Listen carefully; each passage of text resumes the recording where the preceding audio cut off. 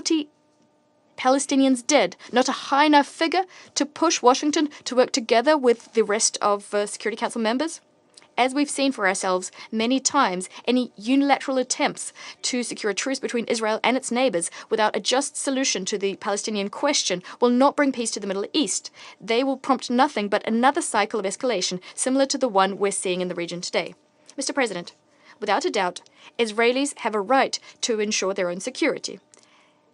Yet the path thereto lies exclusively through a comprehensive process of Middle Eastern settlement and the realization of Palestinians' lawful right to their own state within 1967 borders with East Jerusalem as its capital. To this end, we must ensure the implementation of relevant UN Security Council resolutions. We need to end the large-scale bloodshed in the region and prevent the Middle East slipping into the abyss of a major war. We insistently urge all parties involved, within the region and beyond it, to exercise restraint, to end violence, and to avert the catastrophic scenario from coming to pass. If we want a peaceful future for Palestine, for Palestinian, Lebanese, Syrian, and Israeli children, we must act now. We must not dither. Otherwise, the poison of violence and revenge will contaminate the region for many years to come, meaning that the region will continue moving from one crisis to the next. I thank you. President, I thank the representative of the Russian Federation for his statement. I now give the floor to the distinguished representative of France. Mr. President, I'd like to thank Mr. Wensland for his briefing. The Security Council must take action so as to put an end to the regional escalation. In Gaza, there is an urgent need to achieve an immediate and permanent ceasefire. It's the only solution for stopping the humanitarian disaster. All hostages must be released without delay. France condemns Israel's strikes on civilian infrastructure. They are serious violations of the Geneva Conventions. We call on Israel to ensure the protection of all civilians and to lift any impediments to the delivery of aid. France is deeply disquieted by the extreme gravity of the situation in northern Gaza, where famine is already raging. France would like to recall that any forced displacement is a serious violation of international law. France has incessantly condemned the terrorist attacks and the sexual violence committed by Hamas and other terrorist groups on the 7th of October 2023. We'd like to recall our unshakable commitment to Israel's security. Strikes were conducted by Israel on the 26th of October, targeting Iranian military sites. They were conducted in response to Iran's attack on Israel on the 1st of October. It's absolutely vital for all parties involved to abstain from any escalation or action that could exacerbate the extreme tension in the region. In the West Bank and in East Jerusalem, Israel must put an end to its settlement policy. This policy is illegal. The settlers' policy of terror must also cease. France condemns violations of the historic status quo at the holy sites in East Jerusalem, as well as provocations and unilateral measures in the West Bank. We support a Palestinian Authority that's undergone reform, that can shoulder its responsibilities throughout the Palestinian territories, including in the Gaza Strip. France will continue its efforts so as to implement the two-state solution. We will remain proactive, including here in the Security Council, working together with our partners. In Lebanon, yet again, an immediate ceasefire is required. There's an urgent need that we fully implement Resolution 1701 so as to achieve a long-term solution along the blue line, which would ensure respect for Israel's and Lebanon's security. At the behest of the President of the French Republic, France organized an international conference for supporting the people and the sovereignty of Lebanon. This happened on the 24th of October in Paris, together with the United Nations. Participating states heeded the call of the United Nations, pledging $1 billion in aid, including $100 million in humanitarian assistance and $200 million in support for the Lebanese security forces. France is committed to mobilizing 100 million euros and deploying 100 tons of humanitarian cargo. Mr. President, UNRWA is facing existential risks following yesterday's adoption by the Knesset of 2 laws. France calls on Israel not to criminalize the activities of UNRWA and to respect its international obligations vis-à-vis UNRWA and the United Nations. We'd like to reaffirm our support to UNRWA. I thank you. I thank the representative of France for his statement. I now give the floor to the representative of Japan. Thank you, Mr. President. I welcome your convening this important session of the Security Council. I thank Special Coordinator Winston for his sobering briefing. One destructive year has passed. Japan renewed its unequivocal and strong condemnation of the heinous terror attacks and hostage-taking by Hamas and others on October 7th last year. Since then, the Gaza's agony has been deepening. Tens of thousands of civilians have been killed and injured, and the population, including the hostages, are enduring unimaginable horrors. The longer the conflict in Gaza, the more innocent civilians victimized, the more hostages suffering and their lives in danger. The worse the humanitarian situation and the greater risks of the conflict spreading to the wider region. Therefore, Japan once again strongly demands the immediate ceasefire in Gaza and the release of all remaining hostages. We support Resolution 2735 and remain hopeful that the tireless diplomacy of the US, Egypt, and Qatar would achieve a breakthrough soon. In the meantime, we must save the most vulnerable, particularly those in northern Gaza who are facing siege, bombardment, evacuation orders, and starvation. The delay in the polio vaccine campaign in the north is also deeply worrying. Moreover, Japan is gravely concerned about the Knesset bills adopted yesterday, severely restricting the operation of UNRWA, an agency indispensable for sustaining the lives of the citizens and Palestinian citizens and refugees. Any further humanitarian tragedies cannot be tolerated, and preventing them is the responsibility of the UN members. While we need to watch the reform of UNRWA, maintaining the function of UNRWA is a part of this responsibility. Mr. President, beyond Gaza, the situation in the West Bank remains serious.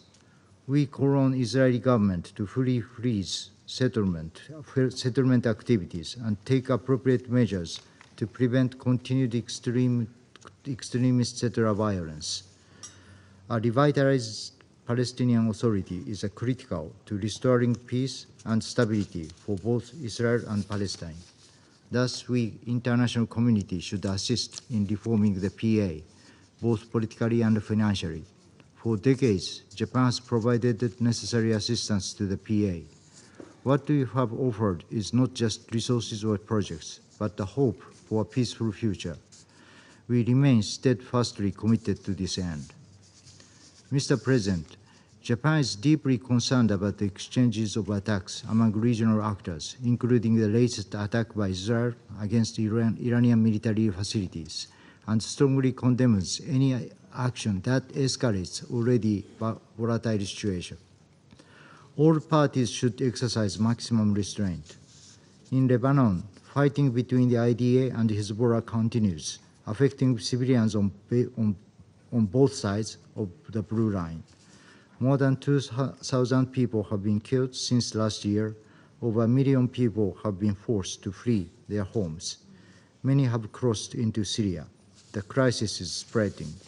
To prevent further escalation, we reiterate our call for an immediate ceasefire between Israel and Hezbollah and urge all parties to make sincere efforts for diplomatic settlement.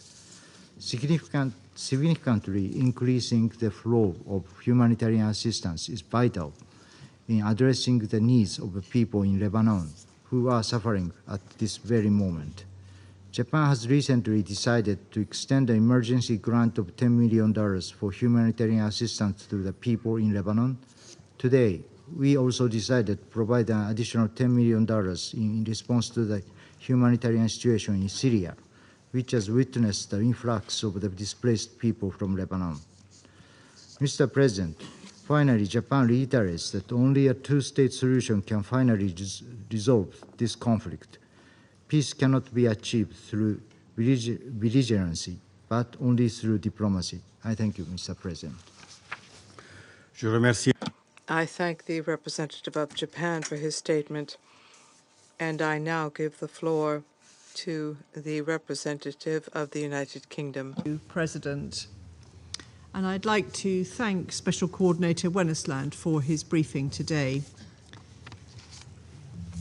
President, the death of Hamas leader who had the blood of innocent Israelis and Palestinians on his hand must be a turning point in this dreadful conflict, which has now claimed over 43,000 lives in Gaza. This is the time to urgently seize a ceasefire in Gaza and the immediate and unconditional release of all hostages who have suffered in inhumane conditions for over a year. The humanitarian situation in Gaza is horrific. Acute malnutrition is now a reality for many. This month, the least aid has entered Gaza since the beginning of the conflict, and the situation in northern Gaza is especially alarming. Gazans have been asked to evacuate the north in their hundreds of thousands, but there is nowhere safe to go. In recent weeks, just as we have seen throughout the conflict, Israeli strikes have hit designated humanitarian zones. On Thursday, we saw again profoundly distressing scenes after an Israeli strike on Al-Shuhada, a school-turned-shelter in Nuseirat refugee camp, which killed at least 17 people, including 9 children. We remain very concerned, too, about the severe impacts of these strikes on civilian infrastructure, including healthcare facilities, which face critical shortages in medical supplies, food, and water. Israel must comply fully with international humanitarian law. As my Prime Minister has said, the world will not tolerate any more excuses from Israel on humanitarian assistance. There is no justification for denying civilians access to essential supplies. The government of Israel must do more to protect civilians, civilian infrastructure, and allow aid to be delivered safely and at scale. Related to this, reports that UN agencies have had to postpone the rollout of the polio vaccine campaign in northern Gaza are deeply disturbing. Israeli authorities must allow aid workers to carry out this work safely and securely. We also unequivocally reject attempts to undermine or degrade UNRWA, which is the backbone of the humanitarian response in Gaza and a lifeline for hundreds of thousands of civilians there and in the wider region. The allegations against UNRWA staff earlier this year were fully investigated. There is no justification for cutting off ties with UNRWA. Israel must abide by its obligations and ensure UNRWA can continue its life-saving work. President, we reiterate that northern Gaza must not be cut off from the south. Palestinian civilians, including those evacuated from northern Gaza, must be permitted to return. There must be no forcible transfer of Gazans from or within Gaza, nor any reduction in the territory of the Gaza Strip. Civilians must be protected. In the West Bank, the level of illegal settlement expansion and settler violence is unprecedented. Israel must take action now to address this. President, a sustainable solution to this crisis cannot and will not be achieved through unilateral action. The international community and this Council have been clear and unified in our commitment to the two-state solution, which is the only viable path to a long-term peaceful solution. The Palestinian and Israeli people alike have a right to self-determination, safety and security, and we must all work together to provide a credible and irreversible pathway towards a two-state solution. I thank you. Je remercie la I thank the representative of the United Kingdom, and I now give the floor to the representative of Slovenia. Thank you, Mr. President. We welcome your presiding the Council today, demonstrating importance that Switzerland attaches to the responsibility of the Council towards the current tragic crisis in the Middle East. I also want to thank Special Coordinator Wennesland for his commitment and for his briefing today. Colleagues, Slovenia is horrified by the level of death, injury, destruction and suffering in North Gaza. We are shocked watching the most devastating bombardment of civilian population and civilian infrastructure since the Second World War. We are shocked by reports of severely maimed children left to die in Gaza because their transfer for treatment abroad was denied by Israel. We are shocked by information on health workers being detained and others being prevented from saving people's lives. Shocked by the fact that everything is lacking: food, life-saving health care, shelter. But first and foremost, we are shocked by the lack of humanity. We remind that collective punishment and starvation is prohibited as a method of warfare. We reject forced displacement. As violations continue, we repeat our call for full respect of international law, including international humanitarian and human rights law.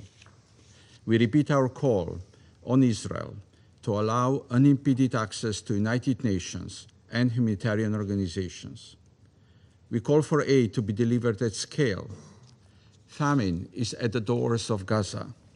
Once famine is declared, it is already too late. We furthermore call for establishment of adequate conditions for finalization of polio vaccination campaign, which has been postponed. Instead of steps taken to alleviate human suffering, it seems steps are taken to augment it. We denounce the passing of legislation of UNRWA in Knesset.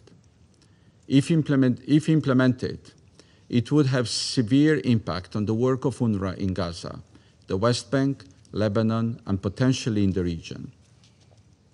UNRWA is the backbone of humanitarian response in Gaza and a lifeline for Palestinian refugees. This has been reaffirmed in shared commitments on UNRWA, which has garnered support of 123 signatories, including all members of the Security Council. Full implications of the laws are yet to be analyzed. However, their implementation would, in our view, constitute a direct breach of Israel's obligations under international law and UN Charter. We are alarmed by the situation in the West Bank, including settlement policies, demolitions, and restrictions. The ICJ has been clear. The occupation is unlawful and it must end. We condemn settler violence, including in the context of the ongoing olive harvesting season. We once again underline our call for an immediate ceasefire. As suffering is deepening, it is more essential than ever to take immediate steps towards ceasefire and release of hostages.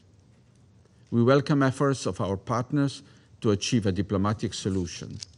This includes short-term arrangements which could contribute to alleviating suffering of people in Gaza.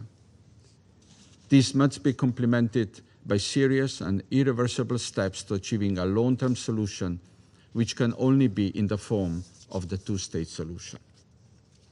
Mr. President, just as Palestinian and Israeli people in Lebanon deserve peace. We urge Israel to halt its military operation. Escalation of conflicts cannot bring peace and security to peoples and states in the region. We are appalled by the deepening humanitarian crisis in Lebanon, including through impact of airstrikes and the mass displacement. We condemn the attacks on UNIFIL and underline the need to ensure and respect safety and security of UN peacekeepers. We welcome the holding of international conference in support of Lebanon's people and sovereignty in Paris. Swift and full implementation of Resolution 1701 is essential. Colleagues, as the situation is becoming more extreme, our opposition to violations of international law must become stronger. Silence is assent. Therefore, we cannot allow ourselves to accept a numbing effect of the scale of violation. We also cannot allow ourselves to be disillusioned by lack of action in this Council. This Council could do and should do more. The war must end. Thank you. Je remercie. I thank the representative of Slovenia for his statement. I now give the floor to the representative of Malta. Thank you, President. I begin by thanking you for chairing this quarterly open debate on the situation in the Middle East. I also thank Special Coordinator Wennesland for his sobering briefing. Malta remains gravely concerned about the war in Gaza, the worsening situation in the West Bank and East Jerusalem, as well as the spreading of the conflict into Lebanon and the wider regional implications of these prolonged conflicts. While our commitment to secure a stable, peaceful Middle East remains unshaken, the unabating attacks and violence, coupled by this Council's inability to act or implement its resolutions, are deeply worrying. An immediate and unconditional ceasefire must be established. The images and scenes coming out of Gaza depict a horrific situation. Across the entire Strip, unprecedented threats to civilians are rampant. The humanitarian situation has long become catastrophic. Weeks of relentless Israeli shelling and hostilities in the north, including on schools, hospitals, places of worship, and displacement camps, have caused mass casualty incidents. Countless civilians, especially women and children, continue to suffer forced and repeated displacement.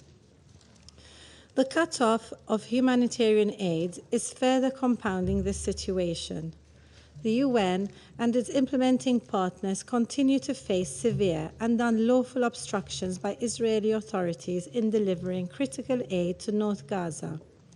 Most aid convoys are denied access on a daily basis.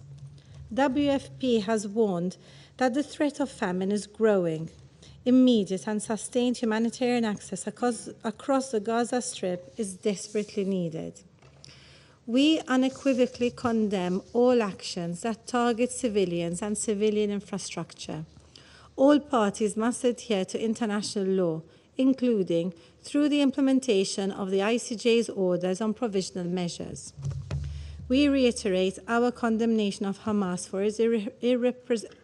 its reprehensible terrorist attacks of 7th October 2023, and that Israel has the right to protect itself in accordance with international law, including international humanitarian law. We similarly demand the immediate and unconditional release of all hostages held by Hamas and other armed groups, and condemn the continued indiscriminate rocket fire endangering civilian population centers in Israel. President, in the occupied West Bank, including East Jerusalem, the situation is deteriorating rapidly. Israel's unilateral actions, including illegal settlement expansions, dispossession, arbitrary detainment, and continued raids in the West Bank, make life intolerable for Palestinians. Extremist settler violence fosters further instability. Furthermore, the status quo must be maintained and threats to the holy sites must cease. We recall the ICJ's advisory opinion of 19th July, which stated that Israel's presence in the occupied Palestinian territory is unlawful and must end as soon as possible. Malta is deeply concerned with the steps taken by the Israeli Knesset yesterday to abrogate UNRWA's ability to function in the OPT. These actions are contrary to international law, further entrench the occupation, have immediate devastating implications for millions of Palestinians, and broad regional consequences. UNRWA is a stabilizing force in the region and an irreplaceable actor for Palestinian refugees. We call on Israel to rescind this legislation and ensure UNRWA's unhindered access to those in need. Equally crucial is international support for the Palestinian Authority as it pursues revitalization. President, Malta is also gravely concerned over the escalating military situation in Lebanon. We condemn the alarming toll on civilians and widespread displacement taking place. We call for an urgent cessation of hostilities across the Blue Line and demand a ceasefire rooted in Resolution 1701. Hezbollah's rocket attacks must end, and Lebanon's sovereignty and territorial integrity must be upheld. Bolstering Lebanon's state institutions, particularly the Lebanese armed forces, is also critical. As a troop-contributing country, Malta is deeply concerned by recent assaults on UNIFIL peacekeepers. Such acts are blatant violations of international law and undermine the mission's critical role. The Security Council must stand united in its unwavering support for peacekeepers. Furthermore, we also need to maintain focus on the recent attacks and retaliatory strikes between Israel and Iran, which risks further widening the conflict. We urge all parties to de-escalate in order to break the cycle of escalation and avoid an all-out regional war. President, our immediate priority at this pivotal moment must be de-escalation and accountability. Diplomacy and concerted efforts towards ceasefires in Gaza and Lebanon are essential to prevent further bloodshed. Beyond the immediate crisis, our long-term objective must be the credible and irreversible realization of the two-state solution in accordance with Security Council resolutions and internationally agreed parameters. This is the only path that will ensure lasting peace and security for Palestinians and Israelis and the entire region.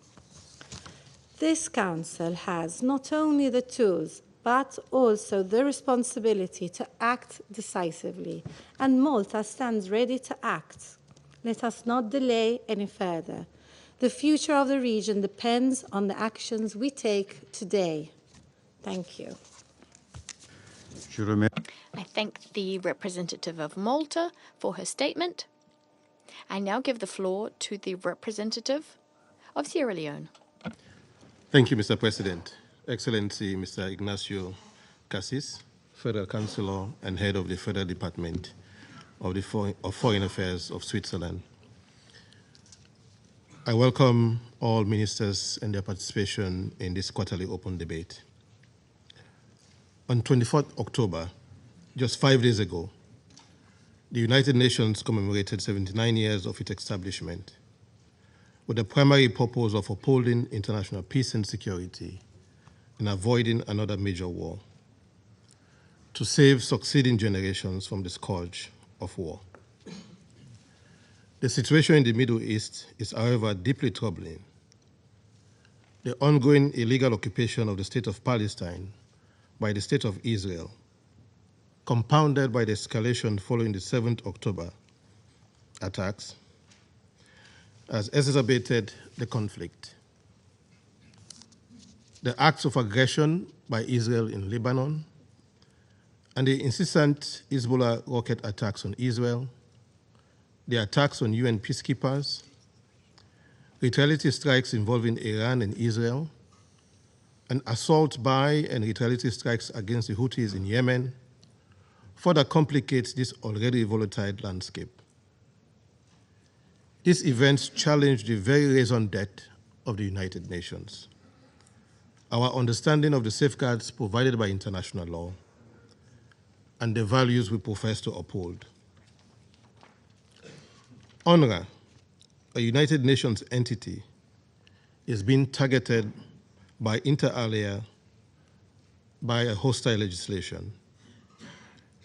We agree with the views expressed by the United Nations Secretary General, His Excellency Antonio Guterres, that the law adopted by the Knesset of Israel banning UNRWA in Israel, and I quote, could have devastating consequences for Palestinian refugees, end of quote. As we approach this debate, over a year since the recent escalation, it is essential to acknowledge the grim realities as presented by our briefer. And so I take this opportunity to thank Mr. Tom Wennesland, United Nations Special Coordinator for the Middle East Peace Process, for his sobering and comprehensive briefing. Mr. President, over 70 years since the question of Palestine was first brought before the United Nations,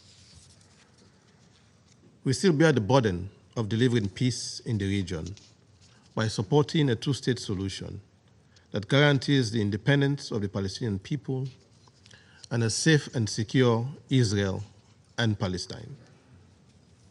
After months of meetings and consultations, the UN Security Council must fulfill its obligation as the primary body responsible for maintaining international peace and security and ensure implementation of its resolutions 2712, 2720, 2728, and 2735. It must implement its resolutions to end the horrifying cycle of death and destruction for the people in Gaza and Greater Palestine, as well as start the important task of reconstruction and rebuilding of the State of Palestine. To achieve these very fundamental objectives, we must be bold in our engagements with the parties to the conflict and be unrelenting in demanding they uphold the principles espoused in the Charter of the United Nations and international law, including international humanitarian law, as well as the binding orders of the International Court of Justice, particularly the provisional measures ordered in the application of the Convention on the Prevention and Punishment of the Crime of Genocide in the Gaza Strip, South Africa versus Israel. For more than 12 months, we've repeated our unequivocal condemnation of the killings of civilians in Gaza, the occupied Palestinian territory, and in Israel. We must emphasize the staggering toll. Over 1,300 Israeli civilians killed, hostages taken, and over 43,000 civilians in Gaza killed, with over 100,000 more injured. This cannot be normalized. We have witnessed regrettably collective punishment, intentional targeting of civilians, denial of humanitarian aid, and the tragic killing of humanitarian workers and journalists. The use of civilians as human shield is a further violation that cannot go unaddressed. Such actions violate the core tenets of international humanitarian law. We have denounced the multiple displacement of civilians and the destruction of civilian infrastructure, including attacks on hospitals and medical facilities, the latest being the attack at Kamal Adwan Hospital in northern Gaza over the weekend. We also condemn the recent Beit Lahiwal killings, with a report rising death toll of over 93 Palestinians killed from the previous reported of 60.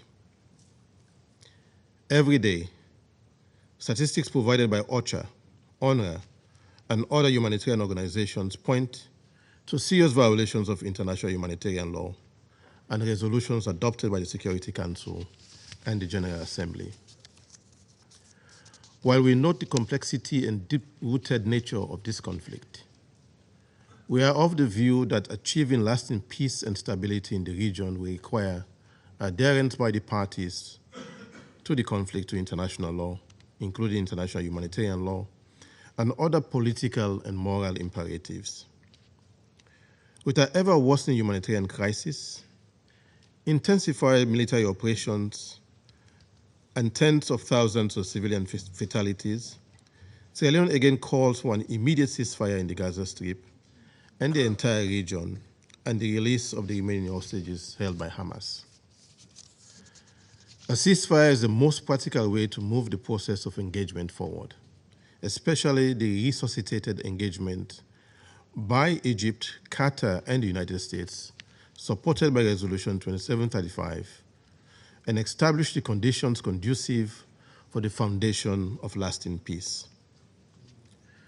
A ceasefire will allow for unhindered supply of essential medical assistance and other humanitarian support, facilitate negotiations and diplomatic efforts to address the underlying issues, and pave the way for post-conflict reconstruction.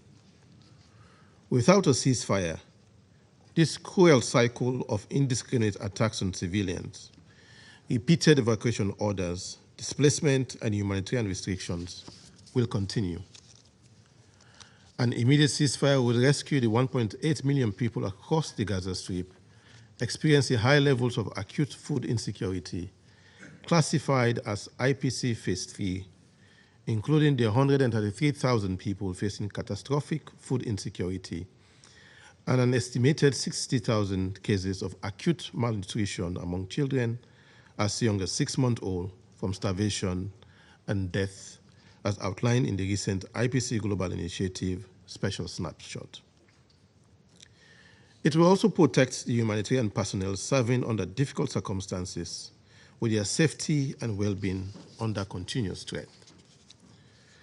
Mr. President, as has already been emphasized by the briefer and other council members, swift and bold political will and good faith efforts are required by all parties to the conflict in Gaza and other parts of the region to bring an end to the fighting and ongoing destruction.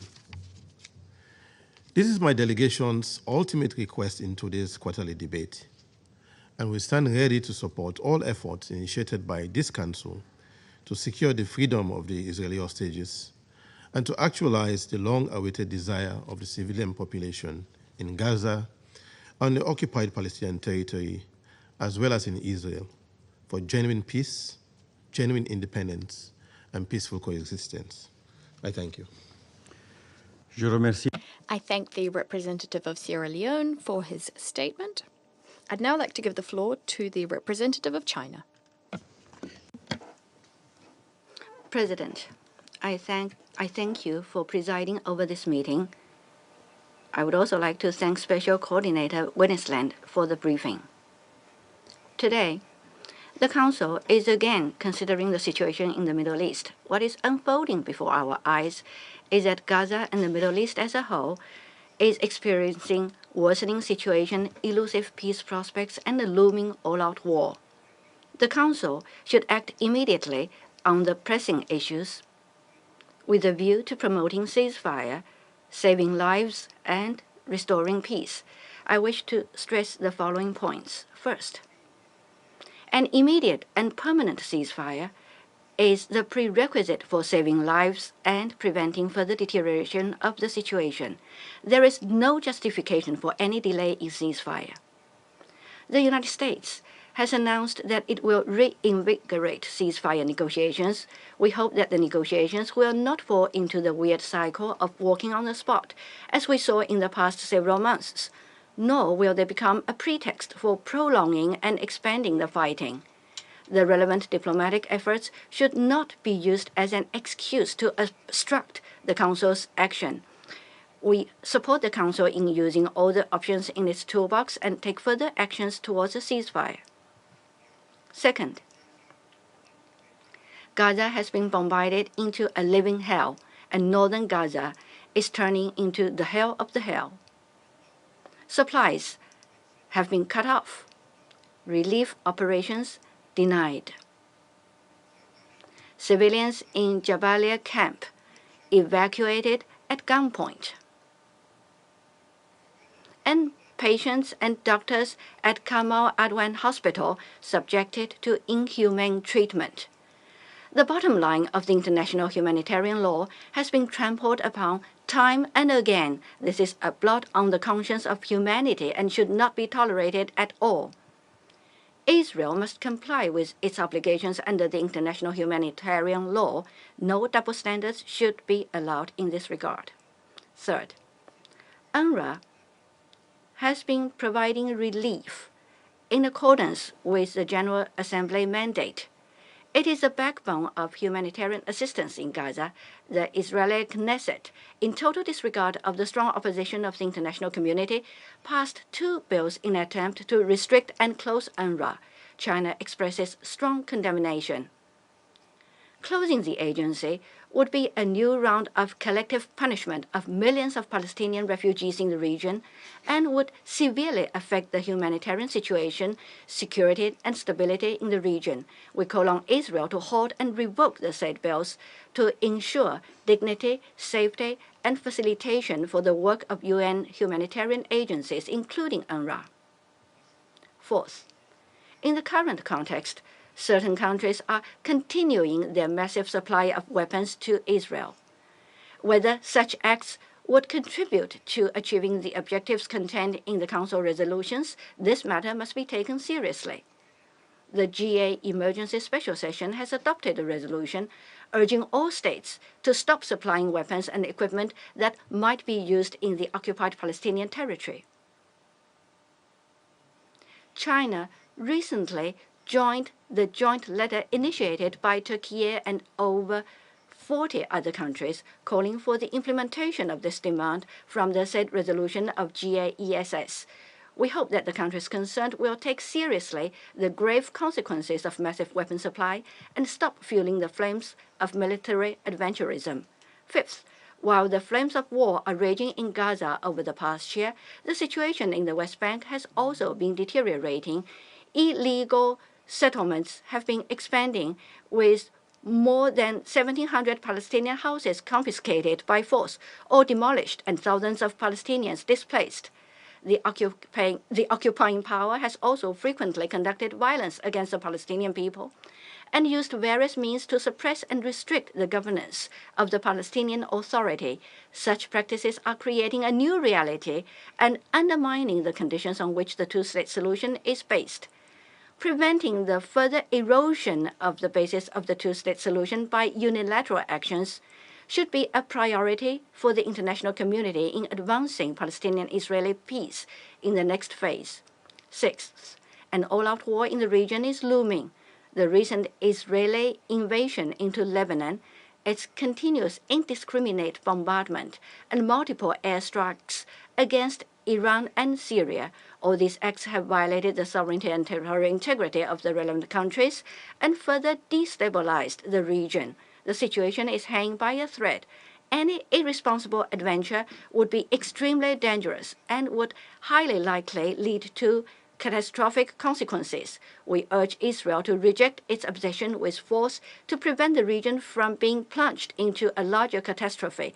We also call on all parties to exercise maximum restraint, jointly comply with the UN Charter and the principles of international law, and return to the right track of seeking political and diplomatic solutions to disputes.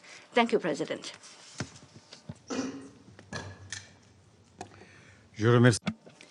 I thank the representative of China for that statement. I now give the floor to the representative of Mozambique. Thank you, Mr. President. We thank the Switzerland presidency for convening this open debate on the situation in the Middle East, including the Palestine question. We also extend our appreciation to Mr. Tor Wennesland, Special Coordinator for the Middle East Peace Process, for his insights on the current situation on the ground. Mr. President, as just described by the Special Coordinator, the humanitarian situation in Gaza and in the occupied Palestinian territories has reached catastrophic proportion and continues deteriorating. The relentless escalation of violence particularly targeting innocent populations and civilian infrastructure, stands in stark violation of international humanitarian law and demands our immediate attention. This unprecedented crisis necessitates a unified and decisive action from the Security Council to address both the immediate emergency in Gaza and its broader regional implications.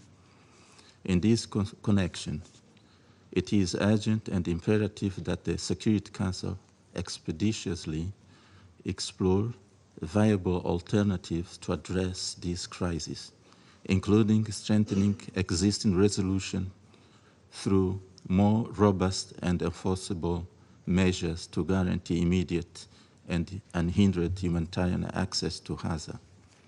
Lives are at stake. The resolution of this crisis fundamentally requires the committed engagement and decisive intervention of key Security Council members, recognizing that the stability in the Middle East is vital for regional as well as global security and development. Mr. President, we must acknowledge that the 4 previously adopted resolutions pertaining to Gaza have yet to achieve full implementation. This Council maintains the capacity to formulate more effective approaches to secure an immediate and permanent ceasefire, address the humanitarian crisis, and facilitate the release of all hostages. This endeavor demands renewed commitment and innovative strategies from the international community and this Council. Furthermore, we note with grave concern the recent legislative action by the Israel Knesset banning the United Nations Relief and Works Agency from operating within Israel and occupied territories. This decision, which has drawn widespread international criticism, severely impedes the delivery of essential humanitarian aid to Palestinian refugees. It is paramount that all humanitarian actors, including the United Nations agencies and NGOs, be afforded the necessary access and security to fulfill their mandates in accordance with international humanitarian law and human rights principles. The Security Council must transcend mere expression of concern and implement decisive action. Violation of international law and total disregard for civilian rights require a robust and united response from this body. Action is essential to safeguard human life and uphold justice. The gravity of the situation demands immediate attention. Any indication of potential genocide must elicit a comprehensive response utilizing all available diplomatic and legal mechanisms at our disposal. The preservation of human life and dignity must remain our foremost priority. These concerted efforts are critical not only for providing relief to affected populations, but also for maintaining the credibility and moral authority of the international community in crisis response. Mr. President, the Palestine question persists as a fundamental issue affecting diplomatic relations and the strategic interests in the Middle East. Its resolution is key to lasting regional stability and peace. In this regard, we reaffirm our consistent and unwavering commitment to the vision of the two-state solution, envisioning Israel and Palestine coexisting peacefully within recognized borders in full accordance with international law and relevant United Nations resolution. I thank you, Mr. President. I thank the representative of Mozambique for his statement. I now give the floor to the representative of Ecuador. Thank you, Mr. President. I'm grateful to Special Coordinator Wennesland for the report he's given us this morning. I also acknowledge the presence of ministers of state who are with us today in this room, including the Minister for Foreign Affairs of Brazil, a country which has presided over this council when the new spiral of violence in the region began. For the members of the council, this council, which has spoken out frequently on this issue, these quarterly open debates are an excellent opportunity for listening to the views of other members of the United Nations, and for that reason I will attempt to be quite brief. More than a year has gone by since the terrorist attacks carried out by Hamas took place on the 7th of October 2023. Ecuador continues to condemn these attacks unequivocally. More than a year of unprecedented violence, which has caused death and suffering both for the Israeli people as well as the Palestinian people, in particular the residents in Gaza. Ecuador reiterates the need for an immediate ceasefire. We also reiterate the need for the immediate release of all hostages and the immediate implementation of the 4 resolutions already adopted by this Council. At the same time, my country recalls that all parties must comply with their obligations pursuant to international law, including international humanitarian law and international human rights law. Not to do so will lead to serious consequences. Ecuador deplores all attacks against civilians and critical infrastructure, as well as civilian goods. We also condemn all violence and hostilities against civilians. We must halt the spiral of violence spreading through the region, and we must protect and support the efforts of those who are working to mitigate the suffering and assist war victims pursuant to this Council's Resolution 2730. Mr. President, Ecuador reiterates its support for the work of the United Nations, of its Secretary General, and of all of its agencies.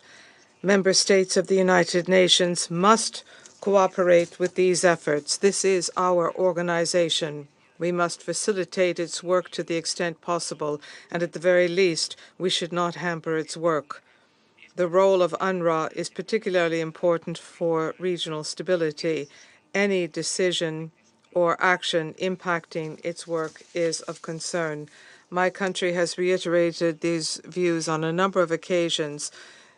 We have always done so with a desire to contribute in good faith to resolving this conflict and to acting constructively, attempting to build bridges and not to exacerbate differences between the parties. Mr. President, thousands of dead and suffering for entire generations. This is proof that the Palestinian question will not be resolved through weapons and violence. Ultimately, the decision must be peaceful, negotiated, and just for the parties, with the existence of 2 states, Palestine and Israel, on the basis of the 1967 borders and relevant resolutions. We must move forward on this path. Thank you very much. I thank the representative of Ecuador for his statement. I will now give the floor to His Excellency Mr. Mauro Luis Yecker Vieira, Minister for Foreign Affairs of Brazil. Mr. President, the post-war international order is crumbling under our watch. The foundations laid after 2 global conflicts are being eroded. The unfolding events in the Middle East are not just another chapter in an old conflict. They are a stark reflection of a deeper crisis where might makes right and the principles meant to safeguard peace are overshadowed. This is why President Lula has called for a vigorous response to the grave challenges of our time. As he underscored in the opening of the 79th session of the General Assembly, the world needs a comprehensive overhaul of the UN Charter. A Charter Review Conference may seem ambitious, but it reflects the founding vision of the UN. Article 109 makes it clear that no system should remain static in an ever-changing world. Mr. President, the Council's duty is to protect all humanity, not just cater for the few. Its failure to act decisively has allowed the atrocities to continue unchecked, with the entire population paying the price. This is not mere rhetoric. It's reflected in the crimes committed against civilians in Gaza and Lebanon. Over 43,000 Palestinians and 2,500 Lebanese lives have already been lost to the cracks in a global order increasingly failing to uphold its promises. Brazil has been vocal in calling for an end to the escalating violence in the Middle East. Since our presidency of this council in October last year, when Israel was struck by a terrorist attack, we have witnessed a relentless descent into violence. Israel's responses to October 7 has gone far beyond any sense of proportion. More bombs have fallen on Gaza than on Dresden, Hamburg, and London during the World War II. This is not self-defense, it's collective punishment and obliteration. We have all witnessed blatant and routine violations of international humanitarian law in Gaza. Civilian areas are indiscriminately and disproportionately targeted in military operations, leading to the destruction of critical infrastructure and suffering of innocent people. Famine and disease are spreading as the supply of basic necessities is severed.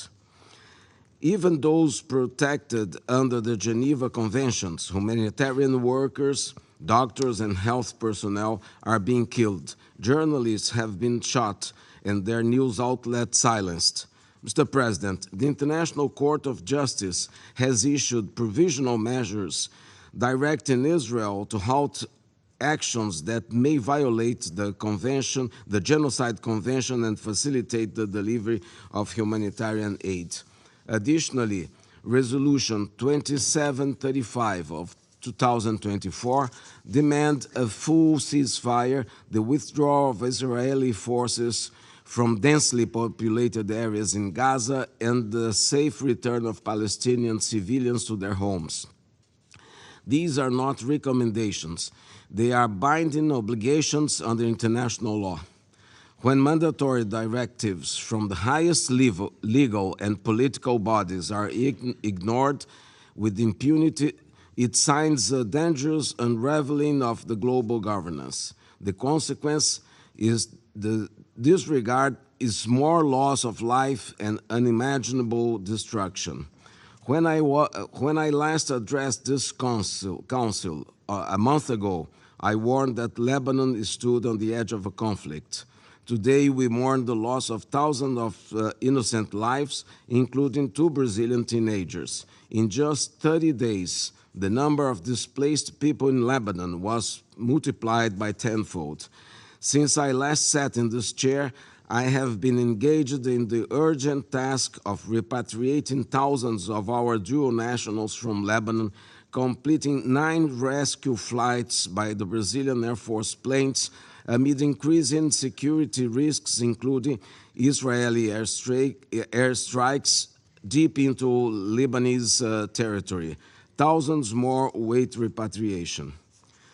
Mr. President, the expansion of the war from Gaza to Lebanon shows a familiar pattern of disregard for the law. Assaults against UNRWA and now UNIFIL are a brazen repudiation of the multilateral system and everything the UN Charter represents. This is not the first time UNIFIL has come under fire. We must not forget the 1996 shelling by Israel of the UNIFIL compound in Cana, where 106 civilians who sought refuge were killed. This tragedy serves as a critical lesson of what happens when the international community allows such violations to go unpunished. When we fail to hold perpetrators accountable, we pave the way for history to repeat itself. This is why Brazil condemns in the strongest terms the deliberate recent attack against the peacekeeping mission's personnel and infrastructure in Lebanon. Brazil also condemns the decision in the Knesset yesterday to pass laws against UNRWA by attempting to dismantle vital services for Palestinians. These laws deepen the suffering of an already devastated people and run counter the request of International Court of Justice that Israel facilitates access to humanitarian assistance to Gazans. Efforts to undermine UNRWA are not just attacks on an institution, but on the very survival and dignity of the Palestinian people. Targeting UNRWA will neither remove the refugee status of the Palestinian people, nor the responsibility of the international community to protect those in need. We must reject this law for what it is, a dangerous precedent that undermines multilateralism and paves the way for further erosion of the global order. Mr. President, when international law is violated, those responsible must face consequences. It is our duty as UN member states to ensure that justice is enforced, investigations are carried out, responsibility is attributed, and penalties are imposed to prevent impunity and uphold the rule of law.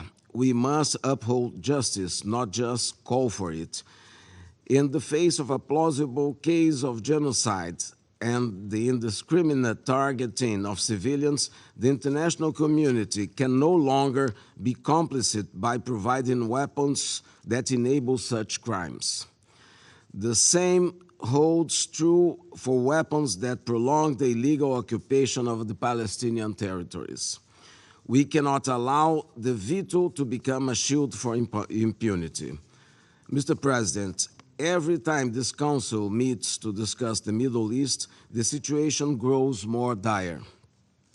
New front lines emerge, more innocent lives are lost, and the crisis deepens. The recent attack on Iran only served to underscore the escalating risk of a regional catastrophe. We are sliding toward a world where future generations inherit nothing but a legacy of endless conflict and suffering. How many more innocent lives will be counted the next time we convene? How much more suffering will we allow? War will not bring peace to the Middle East. Peace will come through a decisive commitment to diplomacy rooted in justice and respect for international law. As we grapple with escalating violence and the expansion of conflict, President Lula's call for a review of UN Charter resonates more urgently than ever. We owe it to the future generations to ensure that this body has the strength and mandate to uphold justice, protect humanity, and secure lasting peace. It is time to take the bold steps needed to make peace not just an aspiration, but a reality for all. I thank you, Mr. President. Je remercie son I thank His Excellency Mr. Vieira for his statement, and I will now give the floor to His Excellency Mr. Bruno Rodriguez Parilla, Minister for Foreign Affairs of Cuba. Mr. President, distinguished Minister, we endorse the statements by Uganda on behalf of the non-aligned movement, of Mauritania on behalf of the Arab group, of Cameroon on behalf of the Organization of Islamic Conference, and of Senegal as chair of the Committee on the Exercise of the Inalienable Rights of the Palestinian People. It is inconceivable that after more than a year, the Security Council has not put an end to the genocide being committed against the Palestinian people. More than 43,000 Palestinians have been killed. 70% of them are women and children. More than 2,500 Lebanese have been killed. These figures are growing by leaps and bounds. Far from an immediate and permanent ceasefire, Israel continues to attack hospitals, schools, and refugee camps in the occupied Palestinian territories in flagrant violation of international humanitarian law. Rather than a ceasefire,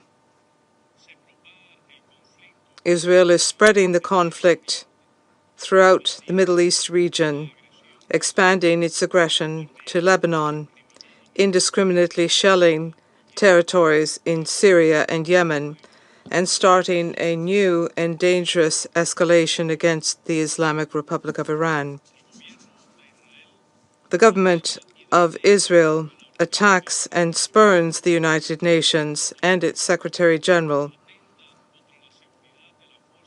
It attacks the security provided by the United Nations Interim Force in Lebanon and has kept up the most deadly attacks in Gaza that have been known in history against this organization's staff and humanitarian workers.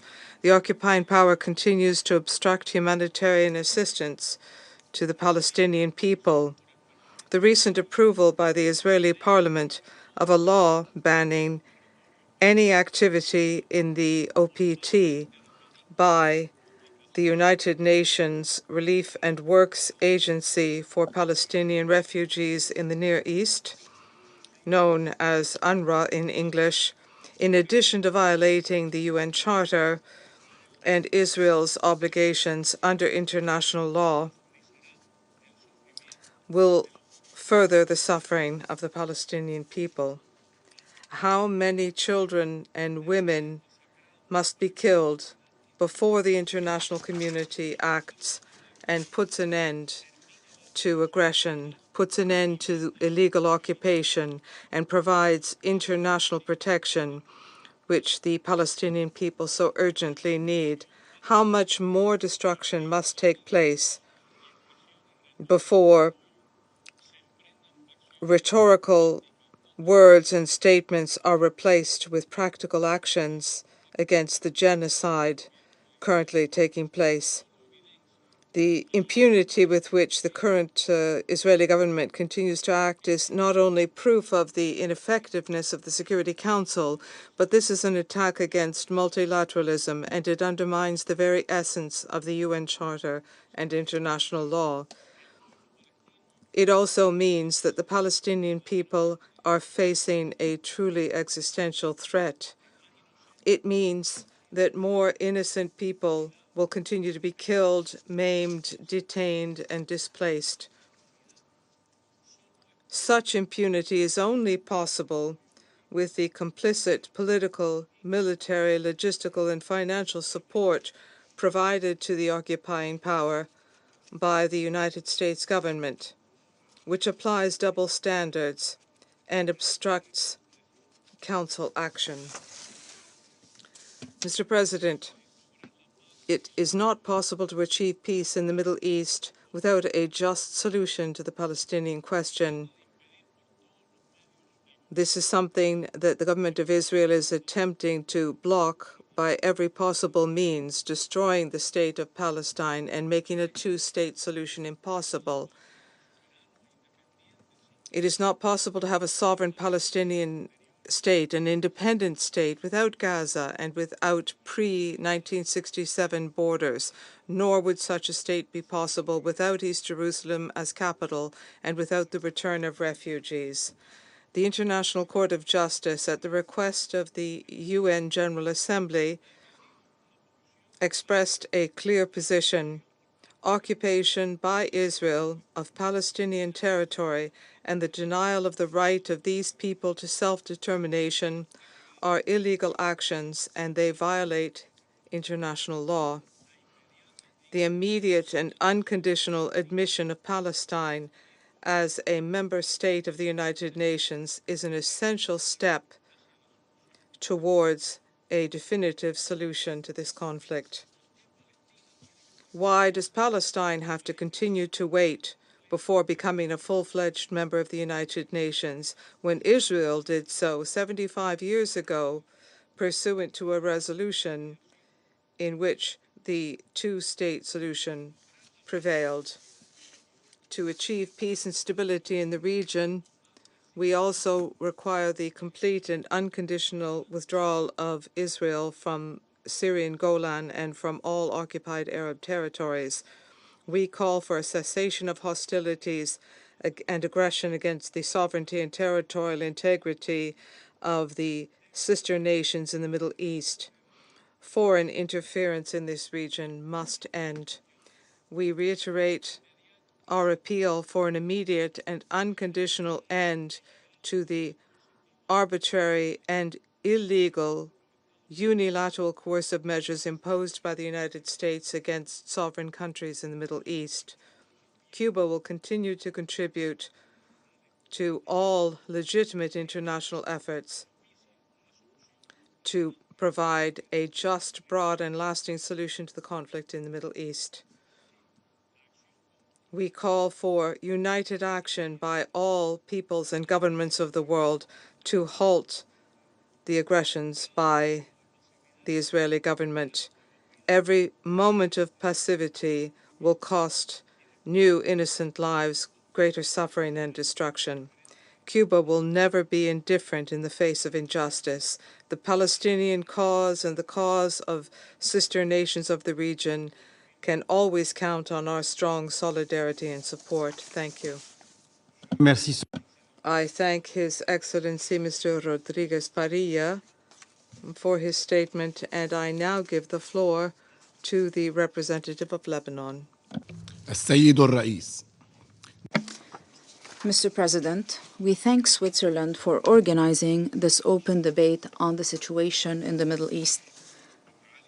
And we welcome the participation of His Excellency, the Foreign Minister of Switzerland, Mr. Ignacio Cassis, and we thank Mr. Tor Wensland for his briefing. Mr. President, over a year has passed since the events of October 7. The fighting continues. This circle of killing, destruction, and displacement has been expanded. Your august council has not been able to impose a ceasefire in Gaza. The act of aggression has expanded and is now including Lebanon. They are bombing Lebanon with the worst, most lethal and destructive types of weapons. Our children, our women, our paramedics are being targeted with bunker buster bombs, vacuum bombs, and explosive drones. The number of those killed is in the thousands. The international community remains silent, perhaps desensitized by the thousands killed in Gaza. It is no longer moved by the bloodshed or the images of body parts. The credibility of the United Nations and your Council is on the line. All your resolutions on the Middle East are still not implemented. Mr. President, the humanitarian situation is difficult. It is catastrophic. Over 1.4 million Lebanese people over the past few weeks have become internally displaced, fleeing bombing, killing, and destruction. The Israeli killing machine spared no one.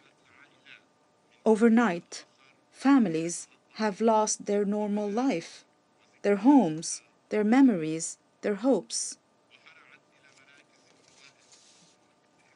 They have fled to shelters, seeking security and safety. Israel was able to rob them of their homes, their memories, and their hopes, but they cannot take away their will for life and resistance. This killing machine that has killed children, women, and the elderly recently targeted journalists, paramedics, and medical personnel. They're targeting hospitals. They're targeting cultural and historic sites such as Baalbek and Tyre. With blind hatred, they're bombing history and international civilization and heritage. These acts can only be described as crimes against humanity and war crimes. In a desperate attempt from Israel to kill the solution, it targeted deliberately locations of UNIFIL and the Lebanese army. Israel is trying to destroy Resolution 1701, to invade the land, and to evacuate locations of UNIFIL and the army to facilitate this invasion. Mr. President, we would like to thank France and the French President for organizing Paris conference to support Lebanon and Lebanon's sovereignty on the 24th of October. We also thank all the countries that participated and all the countries and international organizations that contributed. The needs are immense and the challenges are many, and the reality is bitter. Lebanon has endured a great burden of displacement and cannot confront internal displacement by itself. We are relying on the assistance of everyone. We thank all the countries that helped us to confront this humanitarian tragedy. We thank you from the bottom of our hearts. Mr. President, all these atrocities could have been avoided. All these massacres could have been stopped. These sacrifices are enough to go back to reason, to reality. The solution is clear and direct. It was produced by this Council. The solution is in Resolution 1701, to put an end to the acts of aggression, to guarantee the deployment of the Lebanese army, to withdraw weapons to achieve stability. It is not a magical recipe. There is no supernatural solution. We will not be reinventing the wheel. This solution would spare bloodshed, destruction, and senseless acts, because the acts of Israel can only be described as senseless. The government and people of Lebanon do not want war. We want the implementation of Resolution 1701 in its entirety. The international community wants the implementation of Resolution 1701. The Security Council wants the implementation of Resolution 1701. The mediators are present around this table.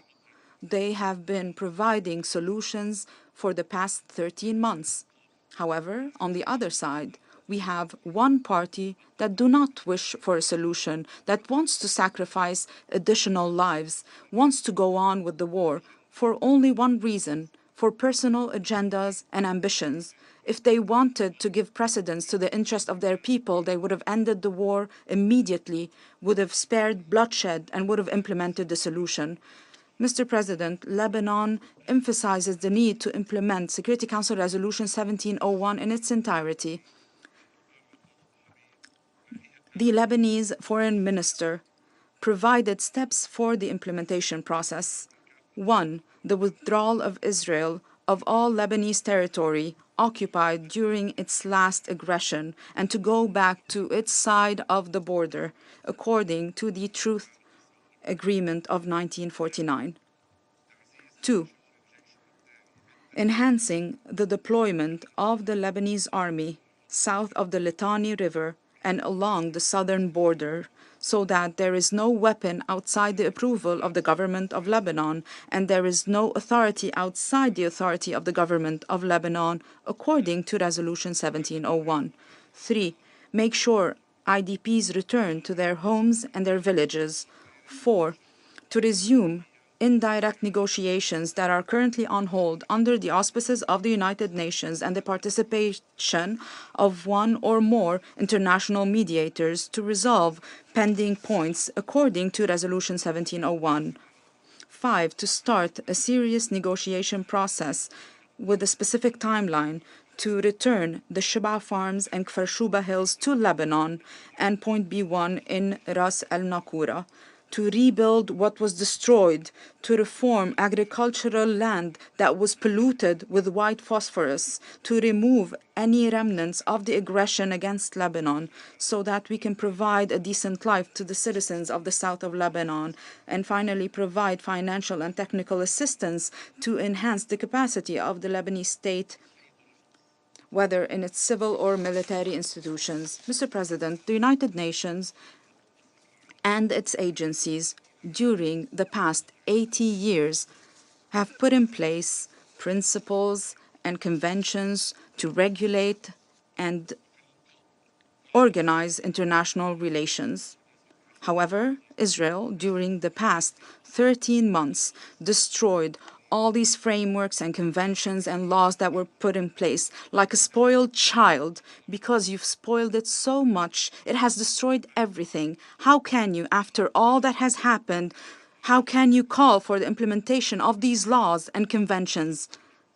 Double standards is very clear in this case. Mr. President, even laws have rules, have restrictions. International law, international humanitarian law, has detailed these restrictions, these rules. However, Israel, unfortunately, continues to ignore the principles of international humanitarian law and the law of war. Mr. President, we will give you a copy of the UN Charter so that you can share this copy with Israel. We do hope that you will remind Israel of the content of international humanitarian law, including the Geneva Conventions. Maybe then they will respect these conventions. In conclusion, it is our legitimate right to respond to what was said in the previous session, and therefore we say to everyone, our natural position is behind the plate of the Lebanese Republic. We will defend our country and the rights of our people, and we will defend the Lebanese flag and our trees. I thank you.